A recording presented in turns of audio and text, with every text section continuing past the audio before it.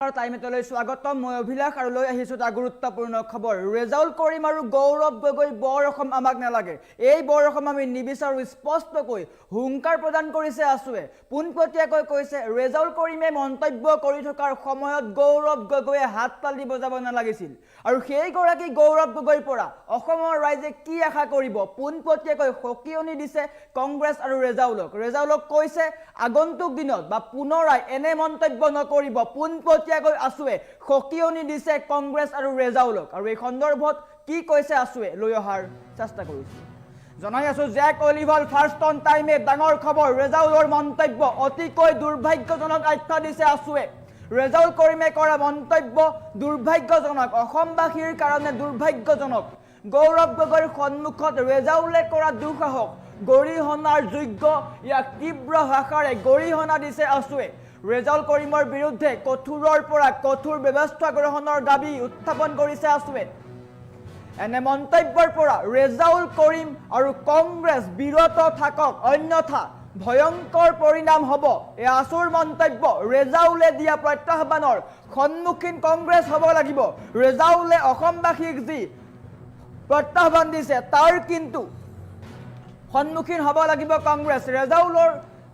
এনে মন্তব্য বা ৰেজাউল কৰিমৰ দৰে ব্যক্তিৰ মুখত এনে মন্তব্য ওলাব বাংলাদেশী বুলি উত্থাপন কৰিছে কিন্তু ৰেজাউলৰ বক্তব্যৰ সময়ত হাত তালি মাৰি থকাবোৰ কোন প্ৰশ্ন সুধিছে আসুৱে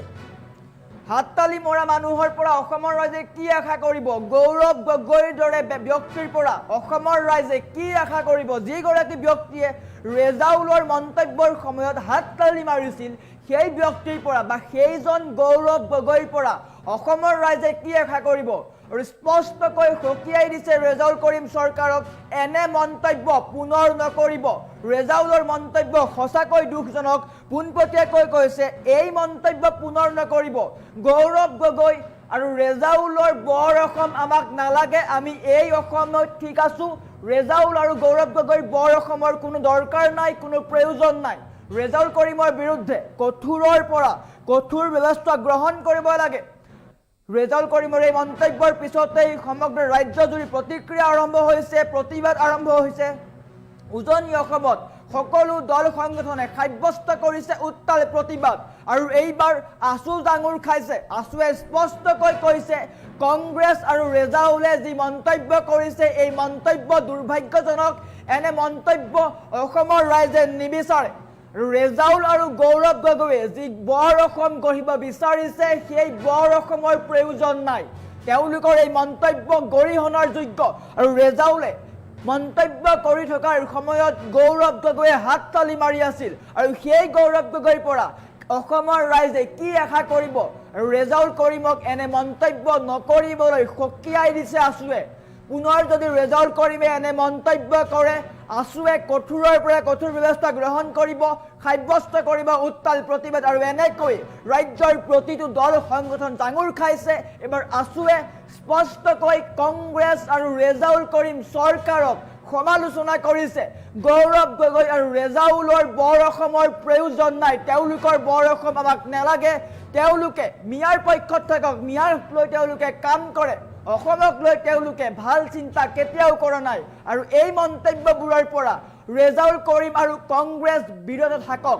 আমাৰ ওচৰত আসুৰ মন্তব্য আহি পৰিছে আসুৱে কি মন্তব্য কৰিছে কংগ্ৰেছক লৈ দেখুৱাই লোৱাৰ ৰেজাউল কৰিম চৰকাৰৰ মন্তব্য দুৰ্ভাগ্যজনক আৰু এনেকুৱা ধৰণৰ কথা বতৰা কংগ্ৰেছ দলৰ ৰাজ্যিক সভাপতি আৰু যোৰহাট লোকসভা সমষ্টিৰ সাংসদ যিগৰাকীয়ে শিৱসাগৰকো প্ৰতিনিধিত্ব কৰে সেইগৰাকী ব্যক্তিৰ উপস্থিতিত শিৱসাগৰক ধুবুৰী বনাম বুলি ক'বলৈ দুঃসাহস কৰা ৰেজাউল কৰিম চৰকাৰৰ বিৰুদ্ধে কঠোৰৰ পৰা কঠোৰতম ব্যৱস্থা ল'ব আৰু প্ৰত্যেকগৰাকী জনসাধাৰণে এতিয়া সমগ্ৰ উজনি অসম উত্তপ্ত হৈ আছে তেখেতৰ মন্তব্যৰ ফলত আৰু এনেকুৱা ধৰণৰ মন্তব্যই য'ত সামাজিক বাতাবৰণ বিঘ্নিত কৰাৰ সম্ভাৱনা থাকে এনেকুৱা বাতাবৰণৰ সৃষ্টি নকৰাকৈ তেনেকুৱা বক্তব্য দিয়াৰ পৰা বিৰত থাকিবৰ কাৰণে আমি সকলোকে আহ্বান জনাইছোঁ আৰু এনেকুৱা ধৰণৰ দুঃসাহস যাতে কোনেও নকৰে উজনিৰ প্ৰতিৰোধ ক্ষমতা যদি চাব খুজিছে আমাক যদি প্ৰত্যাহ্বান জনাব খুজিছে সেই প্ৰত্যাহ্বানৰ সন্মুখীন হ'বলৈ তেওঁলোক সাজু হৈ থাকিব লাগিব ৰেজাউল কৰিম চৰকাৰ নিচিনা ব্যক্তি যিগৰাকী লিগেচি যি NRC পাইলট প্ৰজেক্টৰ কাম বন্ধ কৰি দিছিল হিংসাত্মক আন্দোলনৰ যোগেদি য'ৰ পৰা তেওঁ আহিছে তেওঁৰ দৰে ব্যক্তিৰ মুখত তেনেকুৱা বক্তব্যই ওলাব কিন্তু সেই বক্তব্যৰ সময়ত তাত হাততালি মাৰি থকা মানুহবোৰ কোন? সেই হাততালি মাৰি থকা মানুহবিলাকে যি সময়ত উচ্ছেদৰ বিৰোধিতা কৰে, য'ত আমাৰ বনাঞ্চল সত্ৰৰ ভূমি উচ্ছেদ কৰিলেও যিসকল লোকে বিৰোধিতা কৰে, যিসকল লোকে অবৈধ বিদেশীৰ ৰক্ষকৰ ভূমিকাত অৱতীৰ্ণ হয়, এইবিলাক মানুহৰ পৰা ইয়াতকৈ বেছি আশা কৰিব লগা নাই। কিন্তু এটা কথা আমি স্পষ্টকৈ কৈ দিব খোজোঁ, কোনো কাৰণত তেওঁলোকে যি বৰ অসমৰ ধাৰণাই নলওক কিয় সেইখন বৰ অসমত এনেকুৱা ধৰণৰ কথা বতৰা নচলিব। কোনো ৰাজনৈতিক দলৰ প্ৰৰোচনাত কোনো এনেকুৱা ধৰণৰ নেতা হঠাতে আহি পেলাই ৰাজনৈতিক দলত সৃষ্টি হৈ ৰাজনৈতিক দলত তেওঁ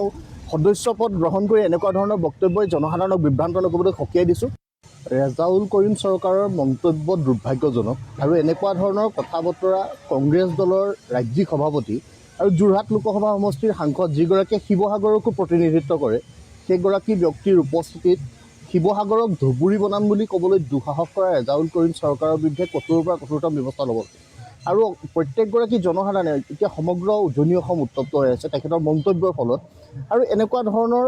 মন্তব্যই য'ত সামাজিক বাতাবৰণ বিঘ্নিত কৰাৰ সম্ভাৱনা থাকে, এনেকুৱা বাতাবৰণৰ সৃষ্টি নকৰাকৈ তেনেকুৱা বক্তব্য দিয়াৰ পৰা বিৰত থাকিবৰ কাৰণে আমি সকলোকে আহ্বান জনাইছোঁ। আৰু এনেকুৱা ধৰণৰ দুঃসাহস যাতে কোনেও নকৰে। উজনিৰ প্ৰতিৰোধ ক্ষমতা যদি চাব খুজিছে, আমাক যদি প্ৰত্যাহ্বান জনাব খুজিছে, সেই প্ৰত্যাহ্বানৰ সন্মুখীন হ'বলৈ তেওঁলোক সাজু হৈ থাকিব লাগিব।